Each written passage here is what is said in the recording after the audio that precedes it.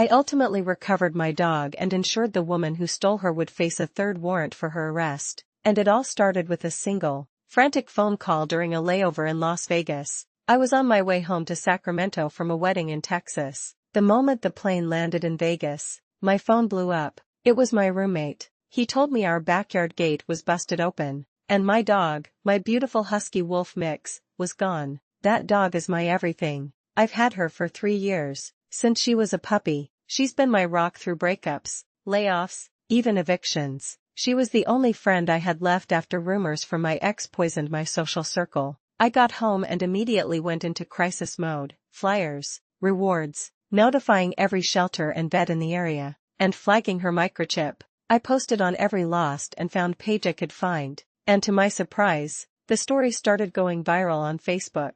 It felt like I had eyes everywhere, a whole community helping me search. Then, I got the break I needed. A friend sent me a Craigslist ad with the title "Found Husky." The picture showed a strange woman hugging my dog. I contacted the person who made the ad. She was incredibly helpful, explaining that she didn't have my dog, but a friend of hers on Instagram did. This friend turned out to be a fellow escort. She sent me screenshots of the thief's Instagram, where she was shamelessly posting pictures and bragging about how the universe brought me this beautiful bitch. The thief proudly bragged online, completely unaware that this very post would be the first thread in a web that would lead directly to her downfall. When the ad maker messaged the thief to say the owner had been found, the reaction was immediate and telling. She deleted every single post about my dog and blocked the ad maker. This revealed the thief's greatest fatal flaw, her cowardly belief that she could simply erase her actions from the internet, a mistake that only fueled my hunt. Game on.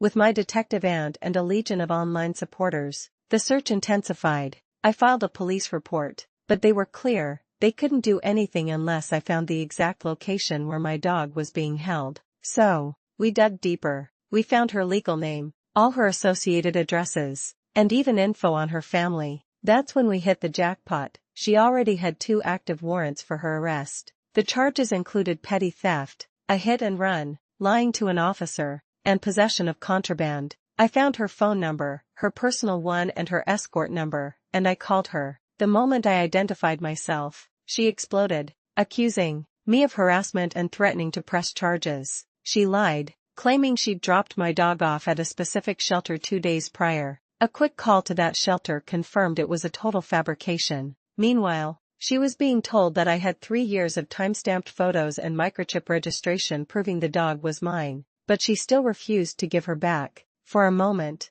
I felt hopeless. The potential court fees were astronomical, and even if I filed, the cops would only try to serve her 3 times before giving up, leaving me to hire a private investigator I couldn't afford. But then, the universe, the same one the thief thought had given her my dog, delivered a bit of karma. The plot thickened when I learned the thief, let's call her Blonde Thief, had an accomplice when she found my dog, a red-haired thief. It turns out Blonde Thief had left town to work, and came home early to find red-haired thief sleeping with her boyfriend. A massive fight erupted. The cops were called, and both the boyfriend and red-haired thief were arrested for domestic violence, creating a public police record. Seeing her chance for revenge, the red-haired thief contacted me. She told me everything. Blonde Thief had taken my dog to her dad's house in Valley Springs. I immediately looked up the dad, finding his name, Facebook profile, and phone number. I grabbed a beefy friend, got in the car, and drove the hour out to his property. As we pulled up,